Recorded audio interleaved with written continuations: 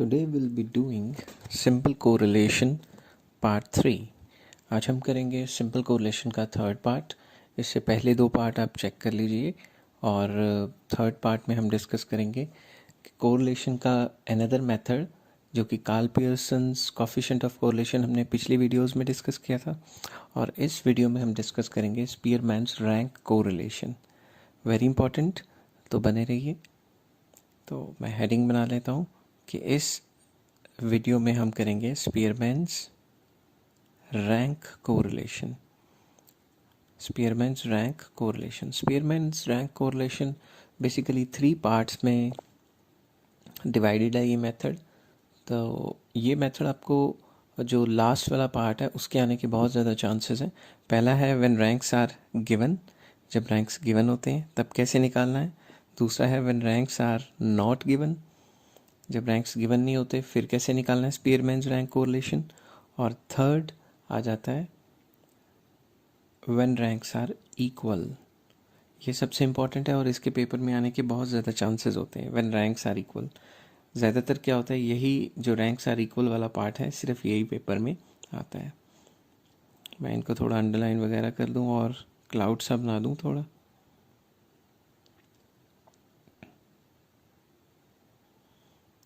तो अब हम डिस्कस करते हैं नेक्स्ट पेज पे व्हेन रैंक्स आर गिवन। अगर रैंक्स गिवन होंगे तो कैसे इसका फॉर्मूला बनेगा और किस तरीके से ये निकाला जाएगा। व्हेन रैंक्स आर गिवन, इसको अंडरलाइन कर लेता हूँ।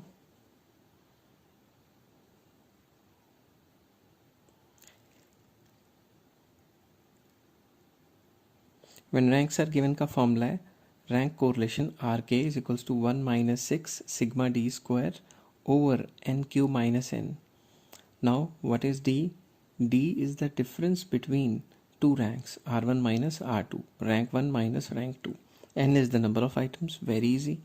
We will take an example. Suppose there are two judges जिन्होंने ranks दिए participants को। तो पहले जज ने रैंक दिए इस तरीके से 2, 3, 4, 6, 1, 5, एंड जो सेकंड जज था उसने participants को रैंक दिए 6, 2, 1, 3, 4, 5। अब ये बात याद रखना, जब भी रैंक्स गिवन होते हैं तो 1, 2, 3, 4, 5, 6 नंबर आगे पीछे ही होंगे सारे के सारे, कोई मिसिंग नंबर नहीं होगा। तो डी का फार्मूला क्या है, R1 माइनस R2, मतलब 2 माइनस 6, 3 माइनस 2, 4 माइनस 1, ऐसे कर करके आपस में माइनस कर लो। फिर नेक्स्ट हम क्या करेंगे, डी का स्क्वायर, ये हो गया -4 इंटू -4 16, 19990। इसका टोटल करेंगे तो सिग्मा डी स्क्वायर हमारे पास आ जाएगा 44। तो अब हम इसको फॉर्मूले में डालते हैं। Rank correlation is 1 minus 6 sigma D square आ गया 44 divided by N number of item है 6, तो ये हो जाएगा 6 क्यूब माइनस 6। अब आप इसको सॉल्व कर लीजिए, इसका आंसर वही -1 और 1 के बीच में आना चाहिए, तो सही है। नहीं तो 4 बार चेक कीजिए, कोई गलती ना हो। तो आई होप आपको ये व्हेन रैंक्स आर इक्वल वाला पार्ट समझ आ गया होगा। Now will move forward to next part when ranks are not given. इस केस में क्या होता है, हमें रैंक्स गिवन नहीं होते, हमें नंबर्स गिवन होते हैं। तो उन नंबर्स को हमने रैंक्स देना होता है when ranks are not given में। तो उसमें क्या होता है, हम दो तरीके से कर सकते हैं, या तो इंक्रीजिंग ऑर्डर में रैंक्स दे दें या डिक्रीजिंग ऑर्डर में। बट जो भी देना है दोनों को सेम तरीके से देना है, फॉर्मूला इसमें सेम रहता है। बट इसमें ज़्यादातर डिक्रीजिंग ऑर्डर में बच्चे करते हैं, तो मैं आपको डिक्रीजिंग ऑर्डर से करवाऊंगा। वैसे आंसर में कोई फ़र्क नहीं होता। सपोज एक्स है 3, 2, 5, 10, 6, 4 and let y is 2, 9, 10, 11, 3, 6, 8। अब जैसे सबसे बड़ा नंबर कौन सा है x में सबसे बड़ा है, अगर आप देखोगे 10, तो मैं यहाँ रैंक 1 लिख देता हूँ। सबसे बड़ा है मान लो 10, तो 10 को दे देंगे रैंक 1। उससे छोटा है 6 को दे देंगे रैंक 2, 5 को दे देंगे रैंक 3, उसके बाद 4 को दे देंगे 4 एंड सो ऑन। इस तरीके से हमने डिक्रीजिंग ऑर्डर में रैंक्स देने हैं। तो ये रैंक्स बन गए। अब नेक्स्ट कॉलम में क्या करेंगे, सबसे बड़ा वाई सीरीज़ में 11, तो इसको रैंक 1 दे देंगे। उसके बाद 9 रैंक 2 दे देंगे। उसके बाद 8 rank 3, 6 rank 4, rank 5 and rank 6। तो नेक्स्ट कॉलम बन जाएगा हमारा D which is equals to R1 minus R2। तो R1 है 5, R2 है, मैं दोबारा लिख लेता हूँ, R1 है 5, R2 है 6, तो 5 माइनस 6 इज़ -1, 6 माइनस 2 इज़ 4, ऐसे इनको आपस में माइनस कर देंगे और माइनस करने के बाद नेक्स्ट कॉलम बनाएंगे डी स्क्वायर, क्योंकि हमें तो डी स्क्वायर ही चाहिए।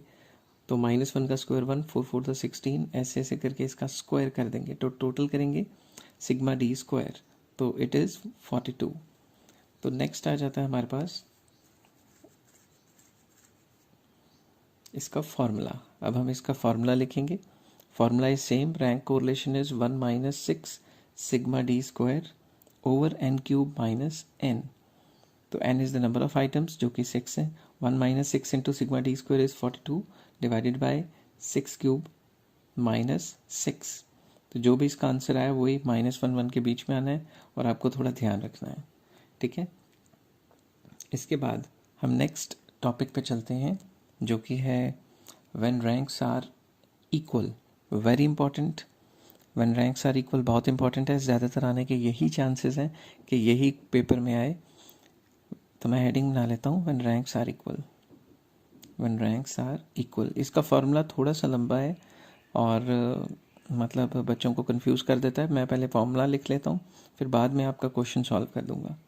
तो सबसे पहले इसका formula rank correlation R K is equals to 1 minus 6 sigma D square plus 1/12 into M cube minus M plus dot dot dot dot bracket close whole over N cube minus N.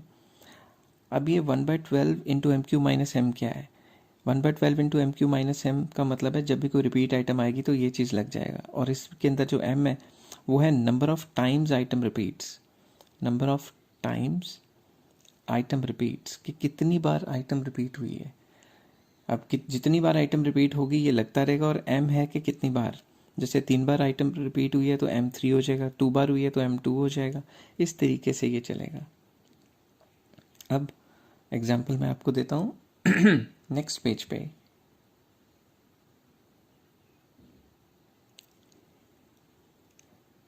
Suppose हमारे पास कोई भी 2 series हैं, मैं लिख लेता हूँ x से मान लो 3, 8, 5, 4, ऐसे ऐसे करके 8, ऐसे ऐसे नंबर मैं रिपीट कर देता हूँ 3, 8, 5, 4, 2, 8, 5, 8, ठीक है।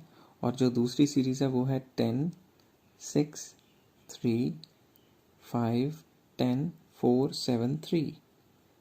सपोज ये आपके आगे क्वेश्चन है। अब हम क्या करेंगे, सबसे पहले तो देखेंगे कोई आइटम रिपीट तो नहीं हो रहा। रफ वर्क में हम सबसे पहले नंबर ऑफ़ आइटम्स काउंट करेंगे। अब अगर आप ये नंबर ऑफ़ आइटम काउंट करो तो ये बन जाती हैं 8। तो मैं रफ में 1 2 3 4 5 6 7 8 तक मैं नंबरिंग लिख लेता हूँ। अब सबसे पहले मुझे देना है R1 देने के लिए मुझे सबसे बड़ा नंबर कौन सा है एक्स में 8, मगर 8 तो कितनी बार है 1 2 3 3 बार है। अब अगर मैं 1 2 3 दे दूंगा तो पार्शियलिटी हो जाएगी, तो हमें ऐसा नहीं करना। हमें क्या करना है, जो फर्स्ट 3 रैंक हमने रफ में लिखे हुए हैं, फर्स्ट 3 रैंक हमने रफ में लिखे हुए हैं, जैसे 1 2 और 3, उन तीनों की एवरेज लेनी है, क्योंकि तीनों तो बराबर है ना। तो मैं क्या करूँगा 1 + 2 + 3 डिवाइडेड बाई 3, तो एवरेज आ गई 2। तो मैं क्या करूँगा, जहाँ जहाँ पे भी 8 लिखा है वहाँ वहाँ पे 2 2 रैंक दे दूँगा। अब फर्स्ट 3 रैंक तो ख़त्म हो चुके हैं क्योंकि मैंने निशान लगा दिया हुआ है। उसके बाद उससे छोटा नंबर कौन सा है 5। अगर आप 5 नंबर देखते हो तो ये फर्दर 2 बार है। 5 नंबर देखो तो यहाँ पे भी है और यहाँ पे भी है। तो नेक्स्ट 2 रैंक्स जाएंगे। नेक्स्ट 2 रैंक्स कौन से हैं 4 + 5। तो 4 + 5 डिवाइडेड बाई 2 करेंगे तो ये 4.5 आता है। तो अगर ये 4.5 आता है तो 4.5 इधर भी लिख देंगे, 4.5 इधर भी लिख देंगे, ताकि पार्शियलिटी भी ना हो और काम भी हमारा चल जाए। अब नेक्स्ट रैंक जो बचे हैं वो 6 7 8 बचे हैं, तो वहाँ से शुरू करेंगे। बच्चे क्या करते हैं 4.5 के बाद 5 से शुरू कर जाते हैं, जो कि गलत है।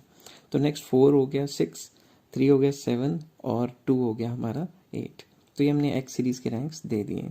अब R2 दूसरी सीरीज़ को रैंक्स देंगे, और इनका देने का तरीका आप देखो। सबसे बड़ा कौन सा है, पहले इसको रब कर देता हूँ ताकि कन्फ्यूजन ना हो। सबसे बड़ा अगर आप देखते हो तो सबसे बड़ा है आपके पास 10। तो 10 कितनी बार है 1 एंड, इसको मैं रब कर देता हूँ। 10 कितनी टाइम्स है 1 एंड 2, 2 टाइम्स है 10। तो अब 2 टाइम्स है तो पहले 2 रैंक देने हैं, तो 2 की एवरेज मतलब first rank plus second rank divided by 2 is 1.5। तो हम क्या करेंगे, दोनों जगह पे 1.5 एंड 1.5 लिख लेंगे। अब नेक्स्ट नंबर कौन सा है छोटा, देखोगे तो 7 है। 7 को रैंक 3 दे देंगे। नेक्स्ट से शुरू करेंगे, जो रैंक्स की एवरेज निकाल दी वो नहीं। नेक्स्ट रैंक है 4 किसको देंगे, 4 देंगे 6 को। नेक्स्ट है 5 देंगे 5 को। नेक्स्ट है 4, इसको देंगे 6। अब देखो 3 2 बार आ गया, तो लास्ट के 2 रैंक्स फिर से कोइंसाइड करके तो हम 7 + 8 डिवाइडेड बाई 2, तो दोनों को हम 7.5 रैंक्स दे देंगे। इसके बाद एज यूजुअल नेक्स्ट कॉलम बनाएंगे। डी क्या होता है, difference between 2 ranks, R1 minus R2। तो 7 माइनस 1.5 दैट इज 5.5। तो इसमें हम 7 माइनस 1.5 करेंगे 5.5। वैसे ही 2 माइनस 4 करेंगे तो -2, फिर -3 1 6.5 -4 1.5 -5.5। नाउ हम इसका स्क्वायर करेंगे, तो 5.5 का स्क्वायर करें तो 30.25। नाउ 4 9 1 42.25 16 2.25 30.25। नाउ इसका जब हम टोटल करते हैं, सिग्मा निकालते हैं, तो वो निकलता है 135। अब हम ये सारी वैल्यूज़ को फॉर्मूले में पुट करने की कोशिश करेंगे। तो पहले मैं इनको अंडरलाइन कर लेता हूँ और अब फॉर्मूला नेक्स्ट पेज पे दोबारा से लिख के आपको ये फॉर्मूले में पुट करना सिखाता हूँ।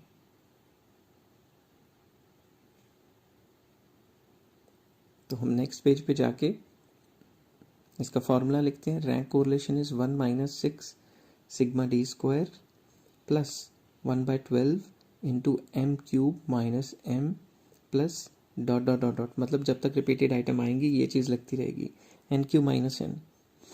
तो फॉर्मूले के हिसाब से 1 - 6 सिग्मा डी स्क्वायर कितना है 135 जो पीछे आया था, प्लस अब ये 1/12 इंटू m³ माइनस m क्या बीमारी है, मैंने बताया था m होता है number of time item repeats. तो सबसे पहले आइटम कौन सी रिपीट थी, 8 कितनी बार था 3 टाइम्स। तो हम पीछे जाते हैं और यहाँ लिख लेते हैं 3³ माइनस 3, क्योंकि 3 बार रिपीट थी ना। प्लस अब देखते हैं और कोई रिपीट है, 3 आइटम भी तो रिपीट है। एक्स सीरीज में देखोगे तो 3 नहीं सॉरी 5 कितनी बार है 2 टाइम्स। तो मैं पीछे जाऊँगा 1/12 कितने टाइम्स था 2 टाइम्स, तो 2³ माइनस 2, ठीक है। प्लस अब वाई सीरीज में आ जाइए, वाई सीरीज में 10 कितनी बार था, वाई सीरीज में 10 था 2 टाइम्स, ठीक है 2 टाइम्स। तो अब हम क्या करेंगे, फॉर्मूले में जाके लिखेंगे 1/12 इंटू 2³ माइनस 2। अब और देखते हैं वाई सीरीज में और कोई आइटम रिपीट थी, यस रिपीट थी 3। तो 3 कितने टाइम्स है 2 टाइम्स है, तो हम लिखेंगे plus 1/12 into 2³ minus 2 bracket close. अगर और होते हैं तो प्लस प्लस करते रहेंगे, 8³ माइनस 8 क्योंकि नंबर ऑफ आइटम्स है 8। तो इसको सिंप्लीफाई करते हैं, ये आ गया 135 plus 3 3 9 3 27 27 minus 3 24 divided by 12 is 2। तो सीधा यहाँ पे आप 2 लिख लो 2।